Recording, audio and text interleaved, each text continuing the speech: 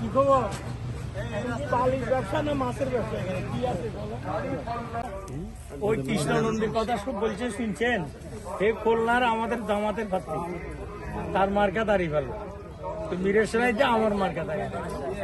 ঠিক আছে, আপনাদের ভালো বুঝছেন। আমি অ্যাডভোকেট সাইফুর রহমান, আপনাদের এলাকায় আসছি, আপনাদের বাড়িতে আসছি। আমি বাংলাদেশ জামাত ইসলামী মনোনীত একজন প্রার্থী। আমার মার্কা হলো দাঁড়িপাল্লা।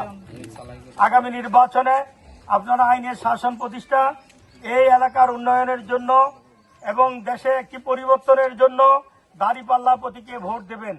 আমরা আশা করছি আমরা এই অলিনগর এলাকাকে আধুনিকায়ন করব এবং এখানে যে যত ধরনের অনিয়ম আছে সেগুলো আমরা বন্ধ করে দেব। এখানে সরকারি সম্পদ বেহাল হয়ে যাচ্ছে। কিছু সংখ্যক ব্যক্তিরা এককভাবে বালি উত্তোলন করে এই এলাকায় ক্ষতি সাধন করছে এবং জনগণকে কষ্ট দিচ্ছে। আমরা চেষ্টা করব আগামীতে সব বিষয় একটা শৃঙ্খলা প্রতিষ্ঠা করে এই এলাকায় সামাজিক ন্যায় বিচার এবং সামাজিক সুশৃঙ্খলা আমরা এখানে নিশ্চিত করব ইনশাআল্লাহ।